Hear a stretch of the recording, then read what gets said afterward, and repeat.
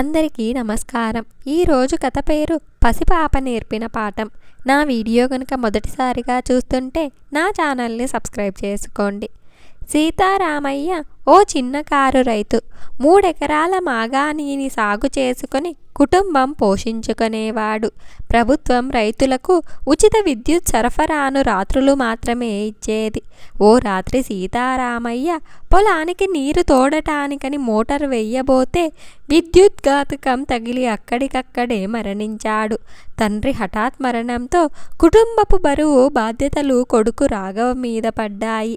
రాఘవ 12వ తరగతి పూర్తి చేసి డిగ్రీలో చేరాలనుకుంటున్నంతలోనే ఆ విషాద సంఘటన సంభవించింది. తండ్రి అకాల మరణంతో కృంగిపోయిన తల్లి, పెళ్ళీడుకు వచ్చిన అక్క, అనారోగ్యంతో బాధపడే వయసు మళ్ళిన నానమ్మ అతని మీద ఆధారపడి ఉన్నారు.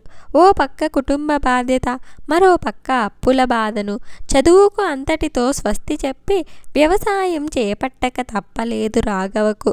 ఓ ఎకరం నేల అమ్మేసి అప్పులు తీర్చేశాడు. మిగతా భూమిని సాగు చెయ్యనారంభించాడు.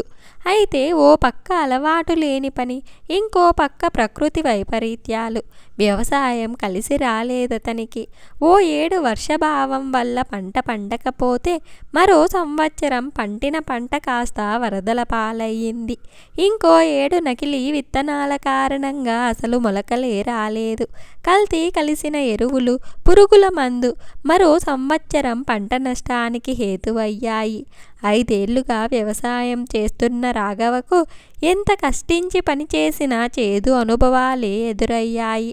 రాను రాను వ్యవసాయం చేయడం గడ్డైపోయింది. మరోపక్క రుణదాతల వేధింపులు దుర్భరమయ్యాయి. నిస్సహాయతతో ఉక్కిరిబిక్కిరైపోయాడు రాఘవ. ప్రభుత్వం నుండి కూడా తగు సహాయమేది అందకపోవటంతో నిరాశ పేరుకుపోయింది అతనిలో. చివరికి జీవితం పైన విరక్తి చెంది ఇతర రైతులలాగే తాను ఆత్మహత్య చేసుకోవాలని నిశ్చయించుకున్నాడు. తన గ్రామానికి 5 కిలోమీటర్ల దూరంలో ఉన్న సముద్రానికి బయలుదేరాడు. అందులో పడి చావటానికి. సముద్రానికి చేరువలో ఓ బెస్తవాడ ఉంది. ఆ వాడ మీదుగా వెళ్తున్న రాఘవకు ఓ దృశ్యం కనిపించింది. ఓ మట్టి ఇంటి అరుగు ఎత్తుగా ఉంది. ఆ అరుగు పైన ఓ పసిపాప బోసి మొలతో కష్టం మీద లేచి నిలబడి తప్పటడుగులు వేస్తూ కింద పడిపోతోంది. మళ్ళీ పైకి లేచి నవ్వుతూ నడవటానికి ప్రయత్నిస్తోంది. ప్రయత్నించిన ప్రతిసారి పడిపోతూ ఉన్నా మానటం లేదు. పడ్డప్పుడు దెబ్బ గట్టిగా తగిలితే ఏడుస్తుంది. అలాగని తన ప్రయత్నం విడవటం లేదు. మళ్ళీ ప్రయత్నిస్తూనే ఉంది. రాఘవ ఆగిపోయి ఆ అపరూప దృశ్యాన్ని చిత్రంగా తిలకిస్తూ ఉండిపోయాడు. పడిపోతోందని, దెబ్బ తగులుతుందని తెలిసి మళ్ళీ కష్టపడి ప్రయత్నిస్తోంది పిచ్చిపిల్ల. నడవటానికి ఆ చంటిదానికి అంత ఆతృతెందుకో అనుకున్నాడు విస్తుపోతూ. అతనికి తెలియకుండానే ఆ పలుకులు బయటికే వెలువడ్డాయి. పడిపోద్దని భయపడి ప్రయత్నమే చెయ్యకపోతే ఆ పిల్ల నడక నేర్చుకునేదెలా బాబు?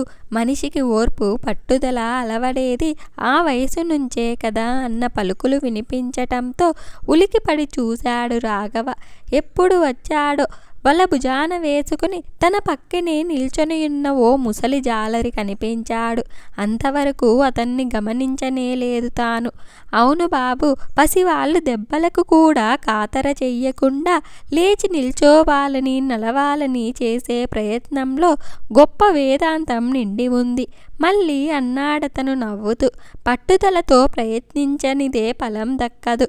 కష్టాలకు వెరచి పిరికితనంతో పారిపోతే జీవితంలో ఏదీ సాధించలేము.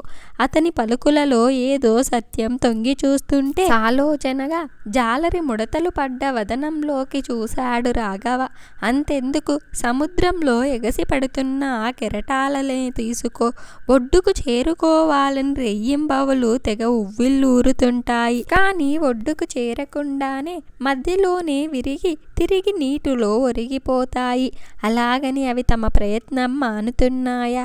రెట్టింపు ఉత్సాహంతో ప్రయత్నిస్తూనే ఉన్నాయి.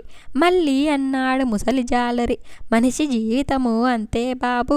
కష్టాలకు విరచి చతికిలబడిపోతే ఇక ముందుకు సాగేదెలా చెప్పు? వేదాంతం చెబుతున్నాననుకోకు, నగ్న సత్యమిది. ముందుకు సాగిపోయాడు జాలరి. నిజమే, పసిపాపల నుండి, సముద్రపు కెరటాల నుండి మనిషి నేర్చుకోవలసిందెంతో ఉందనిపించింది రాఘవకు. హఠాత్తుగా జ్ఞానోదయం అయ్యిందతనికి. తీరని కష్టాల మూలంగా ఆత్మవిశ్వాసం కోల్పోయి నా దారి నేను చూసుకోవాలనుకున్నానే కానీ నన్నే నమ్ముకున్న నా వారి గురించి ఆలోచించలేదు నేను. నాకంటే స్వార్థపరుడు మరొకడు ఉండడనుకున్నాడు రాఘవ. తన తప్పు గ్రహిస్తూ ఆ పసిపాప నేర్పిన పాఠంతో, కొత్తగా ఏర్పడ్డ ఆత్మవిశ్వాసంతో, మనోస్థైర్యంతో ఆత్మహత్య చేసుకోవాలన్న ఆలోచనను విరమించుకొని వెనుదిరిగి ఇంటి ముఖం పట్టాడు. ఇంత మంచి కథను మనకు అందించిన పివివి సత్యనారాయణ గారికి ధన్యవాదాలు. నా వీడియో కనుక మీకు నచ్చినట్లయితే ఒక లైక్ చేసి స్టోరీ ఎలా ఉందో కామెంట్ చేయండి. నా ఛానల్ సబ్స్క్రైబ్ చేయకపోతే వెంటనే సబ్స్క్రైబ్ చేసుకోండి.